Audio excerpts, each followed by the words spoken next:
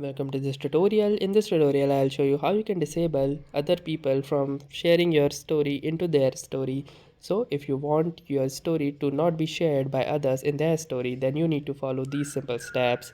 First, simply click on these three horizontal lines present at the top right corner of your screen. Then once you are here in the menu, simply click on this settings gear option icon toggle. Inside this settings and privacy page, scroll down until you see these stories options. Click on this stories option and it will lead you to the stories page. Now here you can see that this option which says allow others to share your public stories to their own story. What you need to do is simply disable this toggle right here. So now any other person will not be able to share your story. So that's it for this video. I'll see you in the next one. If you like this video, make sure to hit the like button as well. Comment on this video, share it, and don't forget to subscribe to our channel.